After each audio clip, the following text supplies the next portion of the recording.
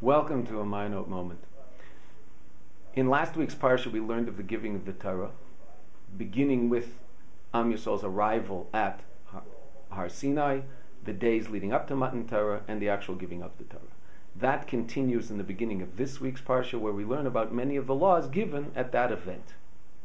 The end of the parsha, however, interestingly enough, reverts back to a time frame that is found in before the actual giving of the Torah in last week's parsha, the days leading up to the 6th or 7th of Sivan. Why is it that the Torah has, in effect, two different time frames relative to the giving of the Torah and reverts back to a place in time that we've already discussed? There are two different levels of the Torah.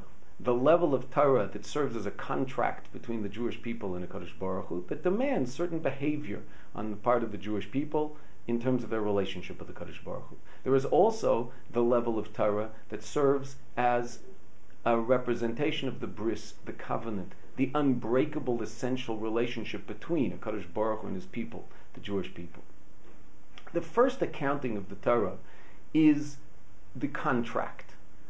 In our parsha, Parshas Mishpatim, we begin after the completion of many of the laws involved in the contract, we begin to describe the covenant. That part of the Torah, interestingly enough, emphasizes over and over Moshe's elevation, Moshe going up to receive the Torah from HaKadosh Baruch Hu, the events that happen that connect the Jewish people to HaKadosh Baruch Hu, the sacrifices, the sprinkling of the blood, the famous statement of the Jewish people, we will do and we will hear, their ultimate commitment and absolute obedience to the Torah on one hand, but to HaKadosh Baruch Hu on the other.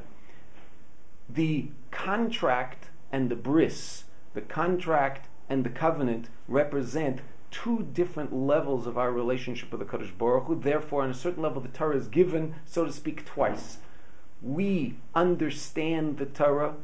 We live in the context of Mishpatim, of laws that, so to speak, make sense in terms of human intellect. But we understand that even though those laws make sense, ultimately our connection to those laws is based on an essential connection to HaKadosh Baruch Hu. We are constantly living this dichotomous relationship.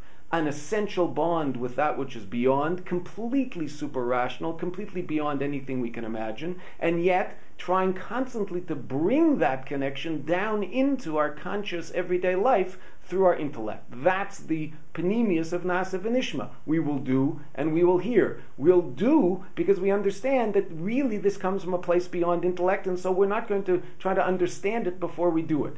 But we will also try to understand. We'll also try to bring it down into human intellect so it can be very, very much part of our everyday reality. These two levels of reality, the transcendent and the immanent, are what our relationship with the Kadosh Baruch Hu is all about. By successfully navigating that interesting tension, we ultimately bring about the revelation of the transcendent in the immanent with the coming of Mashiach, where the world itself becomes the place for the greatest revelation of a Kadosh Baruch Hu. It should happen speedily in our days. You should have a wonderful Shabbat.